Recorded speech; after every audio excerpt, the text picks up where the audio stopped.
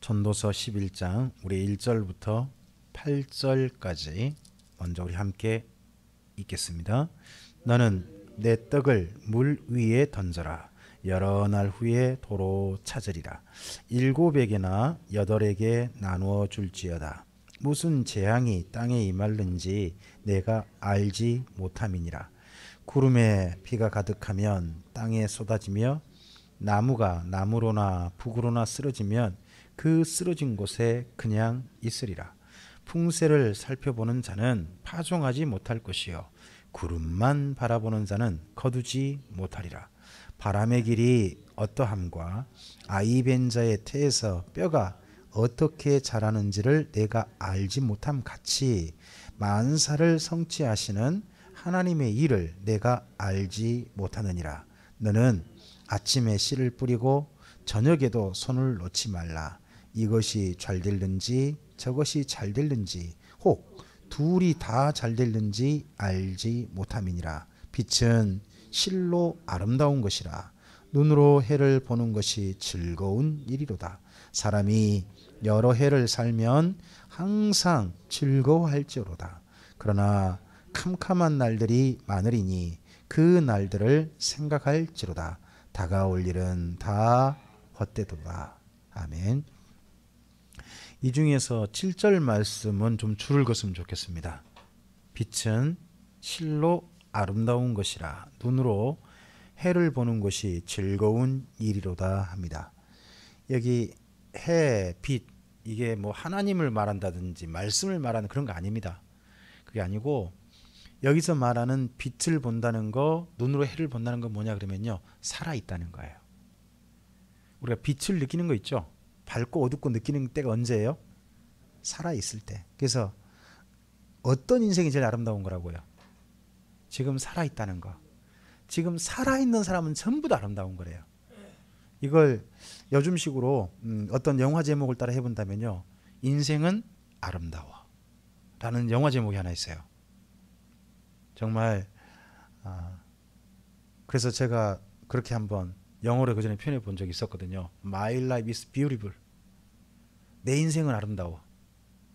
정말 그 말을 가장합니다. 전도서를 여기 10장까지 하다 보면요, 헛되다 뭔 일 말해놓고 또 헛되다고 하고 뭔 일 말하고 헛되다고 하니까 뭐야 이게, 전도서가 인생에 대해서 아주 좀 부정적이다, 너무 뭐라 그럴까, 허무주의다, 그런 이야기를 들을만 하거든요. 그런데요, 11장 오면 대반전이 일어납니다. 그렇지 않다는 겁니다. 이분이 전반적으로 말합니다. 인생은 뭐하다, 살아있다는 것 자체가 아름답다. 살아있다는 것만큼 아름다운 것이 없다 라고 말을 합니다. 그러면 살아있는 시간 동안 어떻게 사는 것이 인생을 정말 복되게 사는 거고 아름답게 사는 거냐 하는 것을 여기 지금 11장 1절부터 한 7가지를 말을 합니다. 너 인생을 살 때 이 정도는 염두에 두어야, 생각하고 살아야 인생이 보다 지금 살아있는 인생이 좀 더 아름다울 수 있다라고 말을 합니다. 1절이 첫 번째인데요. 너는 내 떡을 물 위에 던져라. 여러 날 후에 도로 찾으리라 합니다. 이 번역이 참 문제예요. 이 떡이란 말도 번역이 가능합니다. 떡. 근데 이게 다른 말로 하면 종자, 씨앗도 돼요. 그럼 여기는 씨앗이 맞아요. 또 물 위에 던지라 그러죠. 물 위에 던지라는 말이, 아니 떡을 물 위에 던져서 뭐 할 거예요? 전혀 말이 안 되거든요. 그게 아니고 비가 온 후에. 그럼 던져란 말은 뭐예요? 뿌리라. 그러니까 씨는 언제 뿌리라고요? 그렇죠. 비 오고 난 다음에 뿌려야죠. 그러면 이게 뭐예요? 농사는 그냥 짓고 싶어도 일단은 특히 이스라엘 땅은요, 이른비란 비가 와야 그 다음에 씨를 뿌릴 수 있거든요. 이걸 다른 말로 표현해 볼까요? 기회를 따라 일하라는 겁니다. 이제 무턱대고 그냥 무조건 일하겠다고 덤비면 안 된다는 겁니다. 적어도 뭐예요? 인생은 기회가 있어요. 기회를 좀 살펴봐야 한다는 거죠. 가령 가장 쉽게 노가다를 한다고 그럽시다. 노가다를 하려면 첫째 어디를 가셔야 되죠?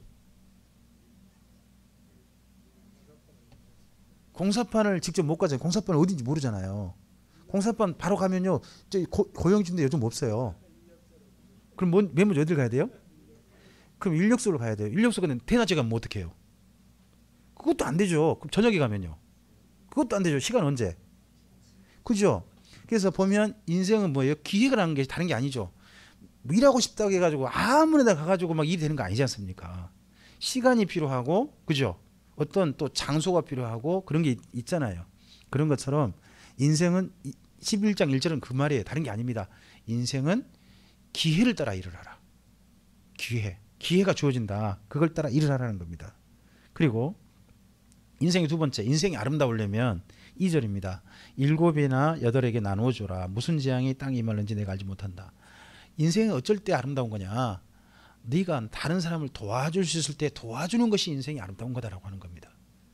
그러니까 전도서에서 우리에게 말씀해 주는 인생은요, 너 즐길 수 있을 때 마음껏 즐겨라 라고 하는 것이 인생이 아름다운 게 아니라 뭐 할 수 있을 때, 다른 사람을 도울 수 있을 때 돕는 것이 인생이 아름다운 거다 라고 말을 하는 겁니다.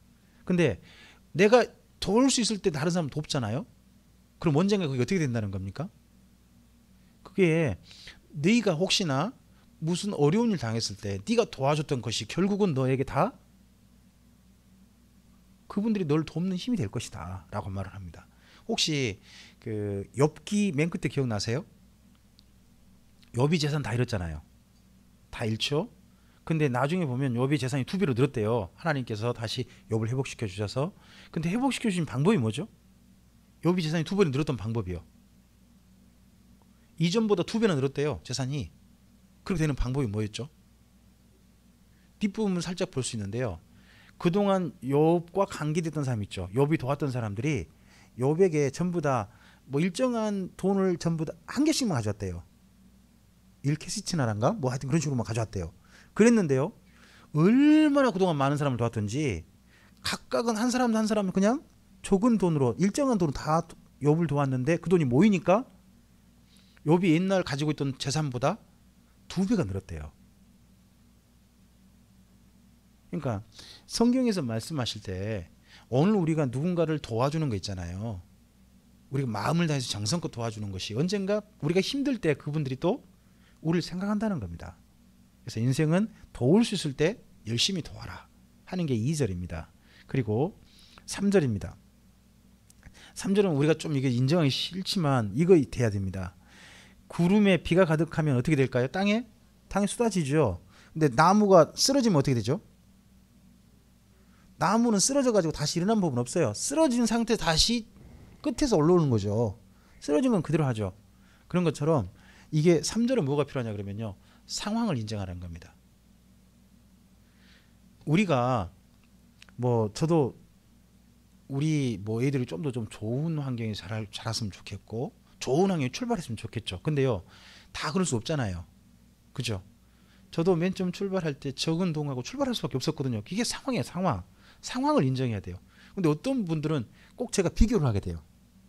어떤 분들은 보니까 출발할 때부터요, 그냥 양가 뭐 다 도와줘가지고 건물 가지고 또 양가들 여러 명 모여가지고 그렇게 출발한 분도 있더라는 거죠. 그죠? 각각 다르잖아요. 근데 다른데 나는 내 이 현재 환경 속에서 그런데 최선을 다할 생각을 해야 되는데 자꾸 무슨 생각이 드냐 그러면 저 사람은 저렇게 출발하고 난 이렇게 꼭 비교의식만 있어가지고 처음 출발을 스스로 뭐예요? 나를 비관하고 열등의식이 빠져버린 출발로 갈 수 있다는 거죠.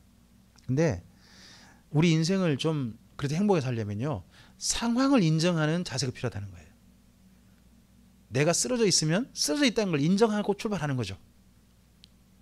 그래야지 다른 사람은 딱 서 있는데 왜 나는 쓰러져 있을까? 그렇게 생각하면 안 된다는 거죠. 저는 뭐 일찍이 좀 그 중학교 때 철도고란 데를 가고 싶었어요. 중3 때 공부 진짜 열심히 했거든요. 철도고란 데를 가고 싶어가지고 그래가지고 뭐 전교 그게 하여튼 성적이 최저 높아져야 하여튼 가더라고요. 그래서 정말 열심히 했어요. 400명 중에 제가 5등 안에 들어갔으니까 제법 잘한 거죠. 정말 최선을 다했거든요. 그랬는데 그 중간 정도에 제가 못 간대요. 공부가 돼도 정록 시각은 안 된대요. 그럼 제가 그걸 인정을 해야 되잖아요. 다른 사람은 갈 수 있어서 저는 못 간다는 거잖아요. 그 상황이잖아요, 상황. 상황은 별 수 없이 인정해야 된다는 거죠. 출발이 그럴 수 있는 거죠. 그리고 또 4절입니다. 4절은 풍세를 살펴보는 자는 파종 못하고 구름만 보는 자는 거두지 못한답니다. 이건 뭔 말이냐 그러면요. 뭐 제가 이렇게 표현했습니다. 너무 재지 마라. 일을 할 때요. 너무 상황 판단만 해가 주저주저 해가지고 일이 안 되는 경우도 있어요. 근데 이건 누가 그러냐? 비교적 뭔가 가진 게 좀 적은 사람 있잖아요. 그런 사람이 그럴 경우가 있어요. 그래도요. 가진 거 적어도요. 부딪혀 보는 사람도 있더라고요. 우리 강영훈 집사 같은 사람. 야, 강영훈 집사 같은 경우는요. 가진 게 적어도 부딪혀 봐요. 손해가 나도 팍 부딪혀 보고요. 제가 손해 난 거 많이 봤거든요. 그래도 손해가 나도 하여튼 부딪혀 보더라고 그 사람은. 근데 저는 적은 거 가지면요. 이 적은 거 가지고 부딪혔다가 이 적은 거까지 없어질까 봐 겁나요. 저는 그러다 보니까 진짜 해야 될 때는 못 하는 경우도 있어요. 사실 우리 교회가 여기저기 와가지고요. 이 건물이 나중에 1억이 좀 넘었거든요. 이제 저 팔았으면 어떻게 될지 모르겠지만 하여튼 1억 넘었어요. 그때 정도요. 여기 수완지구에 우리 교회 땅보다 좀 더 넓은 데가 1억 정도 그때 나왔었어요. 땅이. 그러면 그 땅 한 필지 구입했다면 어떻게 됐을까요? 전혀 다른 또 교회 환경이 있을지도 모르잖아요. 그죠? 근데 저는 그런 모험을 못해요. 저는 그런 모험을 못했어요.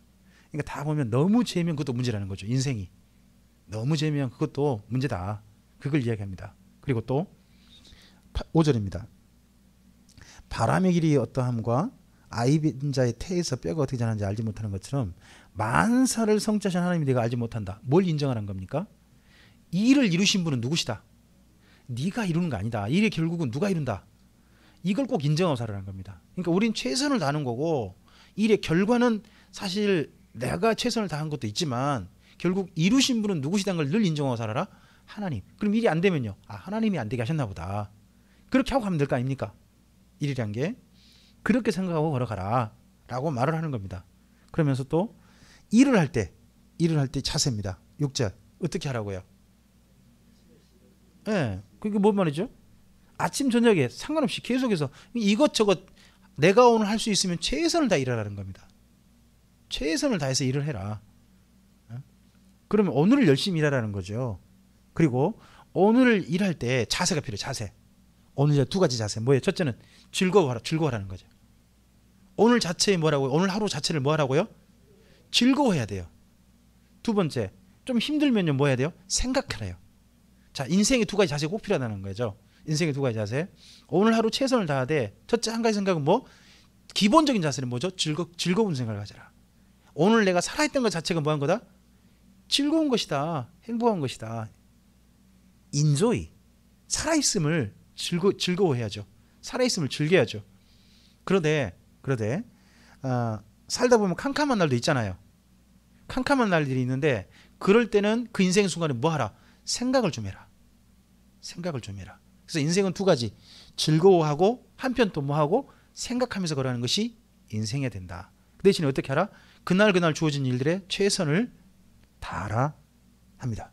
자, 그러면서 마지막 한 가지 더 부탁합니다. 인생을 즐겁게 살기 위해서 참된 가치 있는 인생을 위해서 9절 10절입니다. 읽어볼까요? 청년이여 내 어린 때를 즐거워하며 내 청년의 날들을 마음에 기뻐하여 마음에 원하는 길들과 내 눈이 보는 대로 행하라. 그러나 하나님이 이 모든 일로 말미암아 너를 심판하실 줄을 알라. 그런즉 근심이 내 마음에서 떠나게 하며 악이 내 몸에서 물러가게 하라. 어린 때와 검은 머리의 시절이 다 헛되니라 합니다. 자, 청년들에게 말을 합니다. 이제 결국 여기 전도서가 누구한테 쓰고 있는지 보여요. 이 연세 많은 전도자란 분이 청년들한테 말한 말이라는 거죠. 청년들에게 말하는데 너의 그 청년 때를 즐거워하고 청년의 날들을 기뻐하고 네가 한번 마음껏 좀 살아봐라. 청년의 특권이 뭐죠? 청년의 특권. 그건요, 실패할 수 있는 기회가 주어졌다는 거예요. 성공할 수 있는 기회만 주어진 게 아니라 실패해도 다시 시작할 수 있는 기회가 주어졌다는 거죠. 청년의 때는. 근데요, 50 넘어서 실패하면 어떻게 되죠? 50 넘어서 실패해버리면요, 그다음 그것은 가족에게 그다음 짐이 돼 버립니다. 그런 부분이 있잖아요. 우리 보통. 하지만 3, 40대 실패하면요. 다시 시작해 볼 수 있잖아. 재기해 볼 수 있잖아요. 그죠? 특히 30대 한다면, 20, 30대 한다면, 그러니까 20, 30대 네가 갈 수 있는 대로 이 길 저 길 마음껏 좀 해봐. 네가 원하는 길, 네가 정말 좋아하는 길, 네 가고 싶은 길 한번 가봐라. 청년의 때니까 라는 이야기를 해줍니다. 그러면 우리도 참 그런 거 있잖아요. 네가 좋아하는 게 뭐냐, 네가 해보고 싶은 게 뭐냐 흔히 말하잖아요. 그죠? 부모님이 원하고 부모님이 좋아하는 길이 아니라 정말 네가 하고 싶은 게 뭐냐. 근데 이 말을 전도서에서 합니다. 청년의 때는 뭐 할 수 있는 기회다? 네가 원하는 걸 한번 해볼 수 있는 기회다. 예? 대신에 그 길을 가되, 그 길을 마음껏 하되, 대신 뭐 할 줄은 알아라. 누구는 좀 기억해라. 언젠가 이 모든 너희가 그렇게 어떻게 살았는지에 대해서 하나님께서 반드시 뭐 한다? 심판하신다. 잘했는지 잘못했는지. 그러면요, 어떤 걸 잘한 걸까요? 어떤 게 잘못한 걸까요? 저는요, 실패한 것이 잘못한 거라고 생각하지는 않습니다. 젊은 날에. 또 실수할 수도 있는 겁니다. 근데 뭐가 잘못된 거냐? 마지막 끝에요. 끝까지 인생 살 때 하나님을 기억하지 않고, 그분의 평가가 있다는 걸 기억하지 않고 자기 마음껏 살아버리는 것이 인생의 잘못이라고 생각합니다. 하지만 여기 전도서는 마지막은 뭔 말합니까? 너의 인생 살 때 누가 있다? 너의 인생에 대한 평가자가 계신다. 그걸 기억하라는 거죠. 네 인생 네가 스스로 평가하는 거 아니다. 네 인생에 대해 누가 평가해 주신다? 하나님이시다. 이걸 기억하고 젊은 날에 살아라 라고 말을 합니다. 그러면서 그분이 다시 한번 자기 이야기로 돌아오려고 10절에 이렇게 말하죠. 어릴 때와 검은 머리의 시절이 다 헛되답니다. 그렇죠? 검은 머리 시절에 좀 있으면 어떤 머리가 됩니까? 흰 머리가 되거나 빛나는 머리가 됩니다. 그렇죠? 둘 중 하나가 됩니다. 하여튼 그렇게 되는데, 그렇게 되면 어떻게 되냐? 12장 이야기합니다. 볼까요? 너는 청년의 때에 너의 창조주를, 너를 지으신 분이 누군지, 너를 이 땅에 태어나게 해서 살게 하신 그분, 창조주, 너를 지은 이가 있다. 이걸 기억하라. 계속요. 곧 곤고한 날이 이르기 전에 나는 아무 낙이 없다고 할 해들이 가깝게 전에. 그러면 나는 아무 낙이 없다 할 때는 언제일까요? 내 인생에 즐거움은 없다 할 때는 아마 거의 죽음이 가까웠을 때 정도겠죠. 그렇죠? 그때는 무슨 생각만 들까요? 이건 돌아가신 분들 옆에서 지켜보면 보여요. 돌아가신 분들의 일반적인 특징이 뭐냐 그러면요, 돌아가시기 전에 하도 너무 고통스러우니까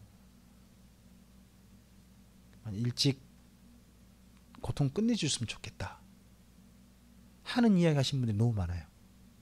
인생에 낙이 없는 거죠. 그 다음 또 볼까요? 해와 빛과 달과 별들이 어둡기 전에, 비 뒤에 구름이 다시 일어나기 전에 그리하라 합니다. 그런 날에는, 이 그런 날이 언제입니까? 죽음이 가까운 그날에 집을 지키는 자들이 떤답니다. 집을 지킨 자들은 두 다리를 말합니다. 연세가 드시면 다리가 이제 부들부들 떨리죠. 그 다음에 힘 있는 자들이 구부러집니다. 이 힘 있는 자는 등을 말해요. 등이 굽죠. 연세가 드시면. 그리고 그 다음 또 맷돌질하는 자들이 적음으로 그칠 것이면, 이가 빠지신 거죠. 맷돌질, 우리 인생의 맷돌질을 평생 맷돌질 해줘가지고 우리가 지금 다 부서뜨리고 씹고 그러고 삽니다. 자, 그 다음에 또요, 창둘로 내다보는 자가 어두워질 겁니다. 눈이 어두워진 거죠. 눈이 어두워졌고, 그리고 길거리 문들이 닫혀질 것이며 맷돌 소리가 적어질 것이며 새 소리로 말미암아 일어날 것이며 음악하는 여자들은 다 쇠해질 것이고. 자, 소리가 잘 안 들려요. 맷돌 소리가 적어진다. 소리가 잘 안 들려요. 근데 잘 안 들리는데 연세 드시면요, 저도 잘 모르는데 연세 드시면 어떤 분들은요 아주 가는 소리 깜짝 놀랐겠대요. 작은 소리 깜짝 소스라치는 경우가 있대요. 그 다음에 또 음악을 해도, 음악은요 귀가 정교해야 잘 들리거든요. 이게 음악이 제대로 들리거든요. 근데 연세 드시면 음악이 소리가 제대로 안 들리니까 음악을 들려줘도 그 음악의 가치가 이제 제대로 느껴지지 않는 거죠. 귀로 듣는 것이 고급진 것이 음악인데. 자, 5절입니다. 또 그런 자들은 높은 곳을, 왜요? 높은 곳에 자칫하면 넘어졌다가 일 납니다. 그때는 그 다음 또요. 길에서도 놀랄 것이고, 그리고요. 살구나무가 꽃이 피죠. 머리가 하얘진 거죠. 살구나무 꽃이 하얗잖아요. 또요. 메뚜기도 무거운 걸 이제 못 드는 거죠. 이제 과장법인데 메뚜기가 무슨 짐이 되겠어요. 근데 메뚜기가 올라가도 뭐가 무거울 만큼 무거운 걸 느끼는 연세가 돼버렸다는 거죠. 그 다음 또요. 정욕까지 그쳐서 그러고 난 다음에 이는 사람이 자기의 영원한 집으로 돌아가고 조문객들이 거리로 왕래하게. 조문객들이 누구의 조문객이요? 저의 조문객이죠. 그 조문객들이 왕래하게 된다. 이제 다 죽은 거죠. 자, 그래서 그 죽음을 또 다르게 표현해요. 어떻게 표현합니까? 은줄이 풀리고 또요. 금 그릇이 깨지고 항아리가 샘 곁에 깨지고 바퀴가 우물 위에서 깨지고 흙은 여전히 땅으로 돌아가고 영은 그것을 주신 하나님께로 돌아가기 전에 기억하라. 뭘 기억하라고요? 너의 창조주를. 너도 언젠가 너 젊은 날이 계속되니까 인생 젊은 날 계속되니까 너 안 죽을 것 같지? 아니야. 너도 좀 있으면 어떻게 돼? 좀 있으면 너도 머리가 하얘져 버리고 이도 다 빠져버리고 다리가 힘이 없을 것이고 무거운 건 못 들을 것이고 귀가 안 들릴 것이고 눈은 어두워져 갖고 뭣도 못 볼 것이고 그러면 좀 있으면 너 죽어가지고 너 때문에 사람들이 왔다 갔다 하게 된다. 나처럼. 그런 날이 있기 전에 누구를 기억하라? 하나님을 기억하라. 그러면 하나님 언제 기억하라는 거죠? 젊은 날에. 죽기 전에 기억하시면 안 됩니다. 그래버리면 너무 인생이 이제 나중에 하나님과 상관없이 인생 평생 살게 되잖아요. 그러니까 언제? 젊은 날부터 제발 하나님을 기억하랍니다. 그럼 이분의 평생 후회된 게 뭘까요? 여지껏 이분이 말을 해요. 마지막 한 번 읽어볼까요? 8절. 이와 비교되게 자기를 말해요. 전도자가 이르되 헛되고 헛되도다. 왜 이분은 마지막에 이런 이야기를 하죠? 자, 이분이 언제 하나님이 기억났을까요? 죽음을 눈앞에 두고서 하나님이 기억이 난 거예요. 그러면 지난 인생 누구랑 상관없이 산 거죠? 하나님과 전혀 상관없이 살았던 거죠. 그러니까 하나님과 상관없이 지난 내 인생 전부 다가 어떻게 된 거예요? 헛된 게 돼버린 거죠. 그러면 다르게 말해볼까요? 오늘 실수하고요. 오늘 조금 우리가 어그러진 길 간다 할지라도 하나님을 기억하며 하루하루 고민하고 하나님께 의지하고 하나님께 선한 길을 갈 수 있도록 도와달라고 그렇게 구하면서 오늘 하루를 걸어간다면요. 그 하루가 뭐예요? 헛되지 않는 거예요. 어떤 날이 헛된 거예요? 하나님을 기억하지 않고 나 혼자만 살고 있는 인생 자체가 헛되다는 거죠. 다른 게 아니에요. 그러면 다르게 말해볼까요? 예수님 안에서 우리가 주님 안에 살아온 인생은 헛되지 않다는 거죠. 하나님을 기억하면서 사는 인생은. 근데 이왕이면 그런 인생을 언제부터 제발 살아라? 젊어서부터 제발 그렇게 살아라라고 젊은이들에게 부탁을 하고 있는 겁니다. 자, 9절입니다. 전도자는 지혜자이어서 여전히 백성에게 지식을 가르쳤고 또 깊이 생각하고 연구하여 잠언을 많이 지었으며 전도자는 힘써 아름다운 말들을 구하였나니 진리의 말씀들을 정직하게 기록하였답니다. 자, 여기 이 전도자라고 자기를 밝히고 있는데 이분은 끝내 자기 이름이 누군지 밝히진 않았어요. 전도자라고만 해요. 근데 이분이 지난 시간 한 것 가운데 이런 말이 나오죠. 거기 9절 끝에 잠언을 많이 지었다고 돼 있죠. 잠언을 많이 지었다. 우리가 알고 있는 구약 성경 인물 가운데 잠언을 많이 지은 분이 누구예요? 솔로몬이란 말이죠. 근데 여기 전도서를 어떤 분은 마르틴 루터 같은 경우는 이걸 누가 썼다고 했냐 그러면 이걸 히스기야 왕이 쓴 게 아니냐 그렇게 본 거예요, 이분이. 근데 그렇게 보긴 좀 어려운 부분이 몇 개 보이는 거예요. 첫째는 전도서를 읽다 보니까 이분이 아내가 많아요. 아내가 많아요. 근데 그 아내에 대한 어떻게 많다는 이야기는 히스기야 안 어울리거든요. 히스기야하고는 그런 부분이 있고 또 히스기야 때 그 잠언을 정리한 거 맞아요. 히스기야 신하들이 잠언서를 편집했거든요. 그렇지만 잠언을 많이 지었다는 말은 히스기야하고 연결되기는 어려워요.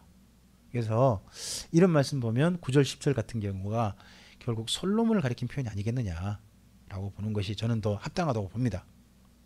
자, 11절입니다. 지혜자들의 말씀들은 찌르는 채찍들 같고 회중의 스승들의 말씀들은 잘 박힌 못 같으니 다 한 목자가 주신 바니라. 자, 지혜자, 스승 이런 사람들이 이 땅에 많은 사람들이 가르치는 사람들이죠. 근데 그런 사람들의 지혜의 근본은 누구예요? 지혜의 근본 한 목자, 예, 한 목자 하나님이시죠. 결국 이 모든 지혜는 사실 인간이 수많은 지혜를 연구하고 지혜를 따라서 여러 가지 말들을 하지만 근데 근본적으로 보니까 그 모든 지혜의 근원이 누구시더라? 하나님이시더라 하는 것에 대해서 이분이 인정합니다. 이거 대단한 발견입니다. 그렇죠? 자, 그 다음에 좀 더 볼까요? 12절입니다. 내 아들아 또 이것들로부터 경계를 받으라. 많은 책들을 짓는 것이 끝이 없고 많이 공부하는 것은 몸을 피곤하게 하느니라. 그 중에 12절에 내 아들아 줄을 그어놓으실까요? 그럼 전도서가 결국 또 누구한테 썼다는 거죠? 자기 아들. 그죠? 청년들아 있었죠. 청년들아. 그 다음 또 한 사람 누구? 아들. 자기가 그럼 죽기 전에 남긴 유언인 거죠. 그렇죠? 아버지가 죽기 전에 아들에게 남긴 유언. 그렇게도 볼 수 있는 것이 전도서이기도 합니다. 근데 아들한테 유언할 때 말합니다. 이것들로부터 경계를 받으라. 그러면서 뭐라고 하냐? 많은 책을 짓는 것은 끝이 없고 많이 공부한 것은 몸을 피곤하게 한다. 그러면 아들 보고 어떻게 살아라는 이야기입니까?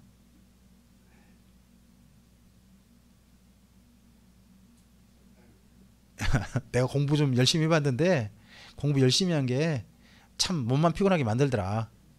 너무 공부에만 집중하지 마라. 하는 이야기를 합니다. 다르게 말해볼까요? 공부만 너무 하지 말고 인생을 좀 즐겨봐라. 여기 저 전도서에서 말하고 있는 즐길 만한 인생 세 가지가 뭐 있었나요? 혹시 기억나세요? 여기까지 하는 가운데 인생에 이 세 가지는 하나님 주신 복이다. 이런 건 인생에 한번 누려봐야 된다. 뭐 있었어요? 첫째는 일이에요. 일. 네가 마음껏 좀 일을 해봐라. 보람된 일을 해봐라. 두 번째가요. 먹는 건 이제 일해서 먹어라. 그게 있었죠. 그 다음에 또 있다면요. 내 아내와 평생 행복하게 살아라. 아내. 그 다음에 또 하나가 있다면요. 친구. 세 겹줄 이야기 여기 전도서 이야기거든요. 인생이 너 혼자만 공부를 하다 보면 자기 혼자 집중이죠. 혼자 집중이잖아요. 근데 좀 더 넓혀서 이 세 가지는 누려봐라 라고 말합니다. 근데 이것은 인생 누릴 복이고요. 근데 이 모든 복의 근원은 뭘까요? 근원. 그건 13절 이하에 나와요. 앞에 세 가지는 그러니까 하나님 믿든 안 믿든 다 인생을 누려봐야 될 복이다 라고 말을 합니다. 근데 이 모든 세 가지 복은 넘어서 인생이 참으로 행복하려면 진짜 아름다운 인생이 되려면 13절 14절 이게 필요한 거거든요. 자, 읽어볼까요? 이래 결국을 다 들었으니 하나님을 경외하고 그의 명령들을 지킬지어다. 이것이 모든 사람이 뭐라고요? 본분. 그러니까 인생이 누릴 복은 세 가지인 거죠. 복은 어떻게 보면요. 꽃이라고 해서 꽃이라고 생각해 봅시다. 본분은요. 뿌리라고 생각해 보세요. 인생을 나무라 본다면 인생이 하나님을 경외함을 통해서 경외함의 기반으로 해서 경외함의 뿌리를 가지고 누릴 수 있는 세 가지 즐거운 게 있는 거죠. 하나는 일, 그죠? 하나님을 경외함으로 일을 하고 하나님을 경외함으로 사랑하는 행복한 가정을 누리고 하나님을 경외함으로 또요 좋은 친구들과 만나고 이것이 인생이다. 이것이 아름다운 인생이다 라고 하는 것이 어떻게 보면 전도서의 전반적인 가장 큰 줄기라고 할 수 있을 것입니다. 자, 그러면서 마지막 이야기합니다. 결국 14절에 맨 끝 이야기인데 이분의 두려움 같은 게 담겨 있는 게 보입니다. 14절 읽어볼까요? 하나님은 모든 행위와 모든 은밀한 일을 선악간에 심판하시리라. 이 심판 앞에 지금 서 있는 사람이 누군가요? 이분이거든요. 이분이 맨 마지막 이야기하면서 그분 이야기에 마지막 이야기하면서 나는 하나님께 심판받을 때 당당할 것 같다 하는 생각하는 게 아니잖아요. 여쭤은 이야기가 내 인생은 어떻게 살았다? 헛되게 살았다. 그러면 인생이 이분에게 시간이 주어진지 얼마인지 모르지만 겨우 마지막 때 돌아가시기 전에야 겨우 정신 차렸다는 거 아니에요. 그죠? 그러다 보니까 이분이 자기 인생의 기회를 하나님과 상관없이 평생 살았던 거에 대해서 가지고 하나님 앞에 설 거 생각하니까 두려운 거예요. 두려워. 14절 말씀은 아무리 봐도 이분의 두려움이 담겨 있어요. 내가 과연 하나님 앞에 섰을 때 무슨 이야기를 들을까? 그죠? 우리가 인생 언젠가 이렇게 설 거 아닙니까? 섰을 때 하나님의 하신 말씀이 두 가지 말씀이 기억나십니까? 두 종류로. 착하고 충성된 종아 내가 잘하였도다 하는 말씀이 있는 거고요. 그렇죠? 또 하나가 뭡니까? 이 악하고 게으른 종아 하는 말씀이 있습니다. 내가 너를 도무지 알지 못한다. 이 두 가지 말씀 중 하나라는 거죠. 그래서 우리 인생은 결국 하나님 앞에서 마지막에 심판은 뭘 받느냐? 14절 잘 보시기 바랍니다. 믿음을 심판받는 게 아닙니다. 믿었느냐 안 믿느냐 이 땅에 받는 거예요. 하나님 앞에 섰을 때 뭘 심판받아요? 행위 그리고 일, 내가 한 일과 행위에 대해서 심판받을 것이다 하는 것에 대해서 마지막 전도서 말씀으로 되어 있습니다. 이 부분이 전도서의 마지막 이야기고 우리에게 주는 큰 울림입니다. 이 말씀 가지고 다시 한번 우리의 삶이 주님 안에서 복된 걸음을 걸어갈 수 있는 힘이 다시 한번 새롭게 되어지기를 바랍니다. 설날이죠? 곧 가까운데 또 설날은 우리나라는 어떻게 보면 새로운 출발이잖아요. 우리가 전도서를 끝내면서 새로운 출발을 바라볼 수 있다는 것도 멋진 것 같습니다. 정말 오늘 이후 주어지는 새해 복이 우리 인생을 하나님 안에서 참으로 하나님을 경외함 가운데 누려가는 아름다운 인생의 복을 누리는 우리 모두가 되시기를 바랍니다. 그런 의미에서 여러분께 말씀드리겠습니다. 새해 복 많이 받으십시오. 네, 기도하겠습니다. 하나님 감사합니다. 함께 전도서 말씀을 여기까지 살폈습니다. 이 말씀들이 다시 한번 우리의 삶을 주님 안에서 새롭게 하고 여기까지 하나님 안에 걸어온 우리 인생길이 앞으로도 변함없이 헛되지 않는 하나님 안에서 남김이 있고 추억이 있고 하나님께서 흐뭇하게 기억해 주실 만한 아름다운 삶으로 앞으로도 누려갈 수 있도록 인도해 주시옵소서. 우리의 걸음걸음을 살펴주시고 하나님과 함께 동행하는 삶으로 하나님께서 언젠가 만나게 뵙게 되는 그날 생명책에 기록해 놓으신 많은 추억들이 있는 삶으로 우리들이 나가게 해 주시옵소서. 우리 인생길을 주님의 선하신 손에 의탁드리오며 예수님 이름으로 기도합니다. 아멘.